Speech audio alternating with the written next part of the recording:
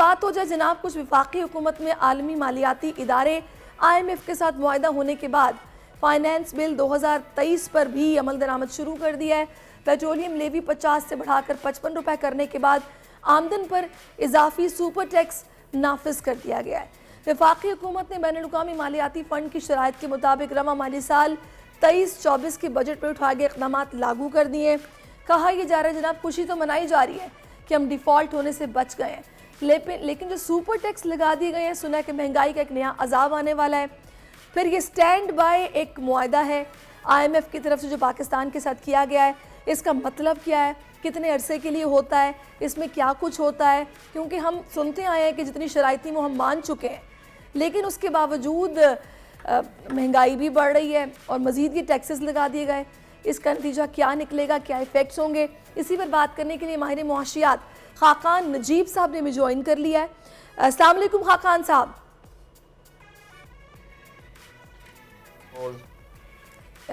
खाकान साहब, कैसे देखा आपने ये जो स्टैंड बाय मुआहदा हुआ है? पहले तो मैं चाहूँगी नाज़रीन को समझा दें ये आखिर स्टैंड बाय मुआहदा होता क्या और किन ममालिक के लिए होता है? देखें, पहली तो बात यह है कि पाकिस्तान को यह समझना है कि पाकिस्तान के पास IMF से राह फरार नहीं है। मैंने जब भी आपसे बात की है, मैंने हमेशा कहा है कि IMF is our only option. खाकान साहब, इट्स आउट ऑफ क्वेश्चन। हम लोग जब से पाकिस्तान बना 63 बार इनके पास जा चुके हैं। हर सियासतदान ने, हर हुक्मरान ने बोला ये कशकोल अब टूट जाएगा, फिर कशकोल जुड़ता है, हम फिर चले जाते हैं। ये तो आउट ऑफ क्वेश्चन है। अगर ये ऐसा है, क्योंकि $4 अरब के ज़खायर पे खड़े हुए हैं, हालात ऑब्वियसली डिफ़िकल्ट हैं पाकिस्तान के लिए। I think this is a good outcome, इसलिए कि पिछला मुआहदा भी कंप्लीट नहीं हुआ। That's not a good story to tell.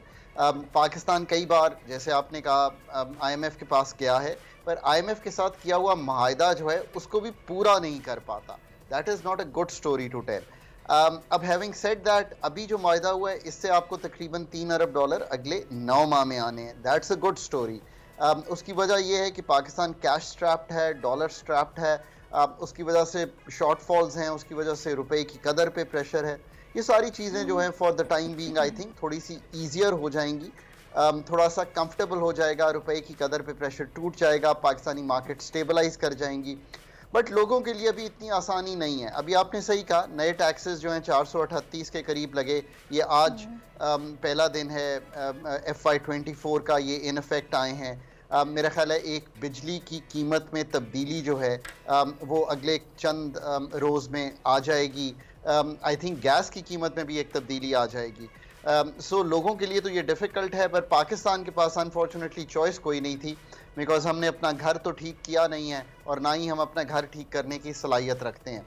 हम IMF पे डिपेंडेंट हैं और वो यही आपको कहते हैं कि आपके जो नुकसानात हो रहे हैं, आपने जो बिजली के नरखों में इजाफा नहीं किया वो आप कीजिए, वो हमें करना पड़ता है।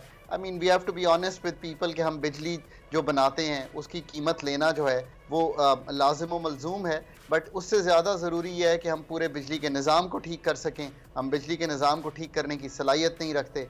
जब हम ऐसा रहेंगे तो यही मुश्किलात हैं जिनमें मुल्क घिरा रहेगा। दूसरी जो चीज़ है वो ये है कि इस वक्त पाकिस्तान में एक ट्रांजिशन होने वाला है, इंटरिम गवर्नमेंट आने वाली है, उसके लिहाज से भी ये मुआहदा अच्छा है। अच्छा खाकान साहब, मैंने जो मेरी नॉलेज है, आप मेरी तस्दीक कर सकते हैं, मैंने तो ये सुना है कि ये जो तरक्की पजीर मईशत होती है उसके लिए इस तरह का प्लान होता है IMF का। ये जो स्टैंड बाय मुआहदा किया गया है इसमें बाकी कर्ज़ों की निस्बत इंटरेस्ट रेट कुछ कम होता है और ये तकरीबन 3 से 5 साल में वापस लौटाना होगा, ये अलग से कर्जा है, कुछ ऐसा ही है? देखें, ये अब हुआ ये कि हम एक प्रोग्राम में थे जिसको हम एक्सटेंडेड फंड फैसिलिटी कहते हैं, वो है 3 से 4 साल का। अनफॉर्चुनेटली हमने उसमें 12 रिव्यूज़ कराने थे और अपने पूरे पैसे 6-6.5 अरब डॉलर लेने थे। ऐसा नहीं हो सका।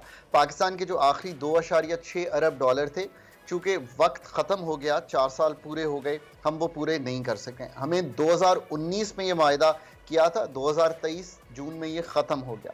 अब पाकिस्तान को एक 9 माह की फैसिलिटी जो है वो IMF ने दी है, वो स्टैंड बाय अरेंजमेंट कहता है। उसके लफ्ज़ से ही आप समझ आएंगे कि एक एक्सटेंडेड फैसिलिटी है, एक स्टैंड बाय फैसिलिटी है, यानी कि ये 9 माह की फैसिलिटी है। ये सिर्फ इसलिए है कि ये जो वक्त है इलेक्शन साइकिल का ये गुजर जाए।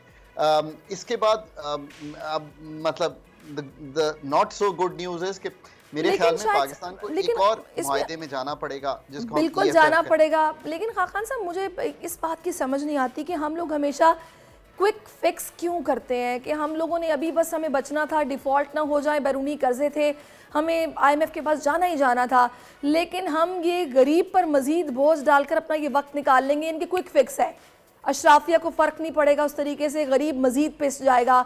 हम क्यों स्ट्रक्चरल रिफॉर्म्स नहीं करते? हमें अपनी मईशत को उसके पैरों पर खड़ा करना है, उसके लिए कब हम एक्चुअली काम शुरू करेंगे?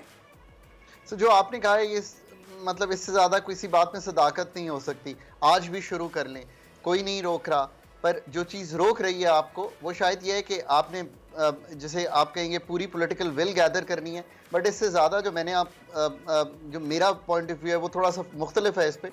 वो ये है कि मेरा ख्याल है कि आपको एक कॉम्पिटेंस लेवल गैदर करना है कि ये सारे काम जो आप कह रही हैं, बिजली के निज़ाम में बेहतरी, एग्रीकल्चर में बेहतरी, मैन्युफैक्चरिंग में बेहतरी, ये सारे काम जो आपके करने वाले हैं, आपके SOEs जो ब्लीड कर रहे हैं उनमें बेहतरी, PIA, स्टील मिल, ये करने के लिए बहुत ही अहलियत, सलाहियत, काबिलियत चाहिए। ये तीनों चीज़ें जो हैं माजरत के साथ मेरा ख्याल है कि पाकिस्तान में उस लेवल पे एग्जिस्ट नहीं करती कि वो कॉम्प्लेक्स मसाइल को हल कर सके, इसलिए हम ये नहीं अच्छा, कर वैसे पाते। खाकान साहब, मुझे सबसे ज़्यादा गुस्सा जिस बात पर है या मुझे बुरी लगती है वो ये कि मैं बाहर के ममालिक में देखती हूँ कि वहाँ पर बाकायदा जो बैंक्स हैं या फिर इदारे हैं वो इंटरेस्ट फ्री चीज़ें लोगों को देते हैं कि भी आपके पास इतने इतने महीनों का टाइम है, आपको सिर्फ प्रोसेसिंग फ़ी पे करनी है, इसके बाद आपको इंटरेस्ट लगेगा। यहाँ पर हम इन्फ्लेशन को कंट्रोल करने के लिए इंटरेस्ट रेट बढ़ा देते हैं, ये मतलब इकोनॉमिकली स्लो डाउन कर देते हैं चीज़ों को। ये क्या स्ट्रेटजी है जिस पर ये अमल होता है यहाँ पर? आप जिन ममालिक की बात कर रही हैं उनकी जो इन्फ्लेशन का टारगेट रेट है वो 2-2.5% है, तो चूंकि वो इतना कम है तो वो लॉन्ग टर्म जो लोग चीज़ें लेते हैं, मॉर्गेजेस लेते हैं, जो वो शॉर्ट टर्म में पहले 6 माह मुफ्त में चीज़ दे देते हैं फिर उसके बाद इंटरेस्ट चार्ज करना शुरू करते हैं, वो बहुत लो इंटरेस्ट रेट इन्वायरमेंट की बात है। इस वक्त पाकिस्तान की इन्फ्लेशन 30% पे रन कर रही है जो हेडलाइन इन्फ्लेशन है, और जो फूड इन्फ्लेशन है वो 48-50% को हिट कर चुकी है। ये निहायत अनकंफर्टेबल सिचुएशन और हम है। एक एग्रो बेस्ड इकोनॉमी में है और हमारी फूड इन्फ्लेशन का आप अंदाजा लगाएं। अब ये देखिए ना, ये हैं वो कलीदी बातें जो करनी चाहिए। ये IMF हो गया नहीं हो गया, हम पिछले 12 माह से सिर्फ इसी चक्कर में हैं। मतलब IMF करना तो एक I think was a given, पर हम इसी डिबेट में हैं कि वो ये कह रहे हैं, हम ये कह। असल बात करें कि फूड की सलाहियत कैसे बढ़ानी है, पैदावारी सलाहियत, एनर्जी सेक्टर को क्या करना है। कीमतें बढ़ाना तो सबसे आसान काम है, मुश्किल काम यह है कि कोई डिस्को बेचना है, कोई एफिशिएंसी लानी है, कोई लाइन लॉसेस कम करने हैं, कोई ये जो लोग भरे हुए हैं इनको निकालना है, करना क्या है, इस सेक्टर को कैसे चलाना है। सो बात यह है कि हमें जब तक ये कलीदी फैसले नहीं करेंगे, और ये IMF ने नहीं करने, ये वर्ल्ड बैंक ने नहीं करने, ये हमने खुद करने हैं। खाकान साहब, कभी वो वक्त पाकिस्तान में आएगा, यकीन कीजिए कि इतनी अजीब सी बात है, मैं तो नंबर्स पे बात ही नहीं करना चाहती कि इतने फ़ीसद रखा गया, इतने फ़ीसद होना चाहिए था, इतना टैक्स क्यों लगा दिया, नहीं लगना चाहिए था। यहाँ पर मसला ये है कि मिडल मैन वहीं पर है, होर्डिंग वहीं पर है, फॉरेन एक्सचेंज कंपनीज का किरदार वहीं पर है, डॉलर का रेट वहीं पर है। इन चीज़ों को कुछ नहीं देखा जा रहा कि इन पर भी काम करना है, कैसे करना है। हम तो बस ऐसे ही रहेंगे कि वहाँ से पैसे आएंगे तो सर्कल चलेगा और आगे दे देंगे। सही, हम अकाउंटिंग में फंस गए हैं कि यहाँ से पैसे लिए, उसको दे दिए, उससे लिए। अब ये जो सारे पैसे आने वाले हैं, ये सारा पाकिस्तान पे कर्जा बढ़ने वाला है। 1 अरब IMF का, 3 अरब दोस्त ममालिक के, 1-2 अरब मल्टीलैटरल से। आप बिल्कुल सही कह रही हैं। ये वक्त मेरा तो ख्याल है कि कल जो गुजर गया है उस दिन था जिस दिन में पाकिस्तान के वो लोग जो इस वक्त पॉलिसी मेकर्स हैं, वो लोग जो कंसिस्टेंट पॉलिसी मेकर्स हैं, एस्टैब्लिशमेंट है, ब्यूरोक्रेसी है, सिविल एंड मिलिट्री लीडरशिप्स हैं, उनको ये समझना चाहिए कि ये काबिलियत का काम है, ये प्रोफेशनलिज्म का काम है। आज भी शुरू करेंगे, ये भी यकीन रखिए, आज शुरू करेंगे तो इसके समरात आते आते 3 से 5 साल लगेंगे, और इसके लिए हमें किसी से पूछने की ज़रूरत नहीं है, किसी के पास जाने की ज़रूरत नहीं है। ये फैसला करके सही 1958 से अब तक हम 23 बार IMF से कांटेक्ट कर चुके हैं कर्ज़ों के लिए। रिसेंटली आपने देखा हमारे प्राइम मिनिस्टर ने किस तरह जब फ्रांस दौरे पर गए हैं तो उन खातून के साथ वो बैठे हैं और उनसे उन्होंने रिक्वेस्ट की है कि कुछ ना कुछ आप अपना रोल प्ले करें। कभी किसी ने ये नहीं पूछा कि ये जो पैसे मिले इनकी बेस्ट यूटिलाइजेशन आपने किस तरह की है, कुछ अवाम को हकाइक बताएं, कहाँ कहाँ लगे, पूरी शीट होनी चाहिए, पता हो, ब्रीफ किया जाए, कभी भी नहीं हुआ। सो आई थिंक सबसे बेहतर तो ये है कि ये जो आपने एक्सपेंडिचर्स की बात सामने रखी है, ये आप यकीन कीजिए, मैं हमेशा कहता था पाकिस्तान को टैक्स रिफॉर्म की ज़रूरत है। मैं आज कहता हूँ कि इससे ज़्यादा ज़रूरी है कि पाकिस्तान को ये पैसे खर्च कैसे किए जा रहे हैं और उनमें रिफॉर्म करना, पेंशन का रिफॉर्म, वेजेस का रिफॉर्म, पाकिस्तान का जो इस वक्त मार्कअप है उसका रिफॉर्म, पाकिस्तान का जो पीएसडीपी डेवलपमेंट बजट है उसका रिफॉर्म, पाकिस्तान जो पैसे उन चीज़ों पे खर्च कर रहा है जो फेडरल गवर्नमेंट का काम नहीं है उसका रिफॉर्म। आप बिल्कुल सही फरमा रही हैं, पाकिस्तान को ये सब काम करने चाहिए, पर फिर मैं कहूँगा कि पहले फैसला तो ज़रूर करें, उसके बाद वो लोग लाएं जो ये काम कर सकें। यकीन कीजिए गवर्नमेंट में इतना काम किया है, अब भी देखते हैं पाकिस्तान की स्टेट में ये जो कॉम्प्लेक्सिटी ऑफ मसाइल है वो बढ़ रहे हैं और जो स्टेट की capability to deal with these issues है वो यहाँ स्टैग्नेंट है या कम हो रही है, इसलिए पाकिस्तान आज यहाँ आके खड़ा हो गया है। बिल्कुल आप ठीक कह रहे हैं। अब इस सारी सिचुएशन में मुझे ये बताएगा कि आईएमएफ ये कहते हैं कि जी हम तो नहीं कहते कि आप गरीब पर बोझ डालें, हम तो आपसे ये कहते हैं कि आप सब्सिडी भी दें लेकिन आपको टैक्स रेवेन्यू भी जनरेट करना है, तो वो कैसे होगा? आईएमएफ को तो हमने बिला वजह विलन बनाया हुआ है।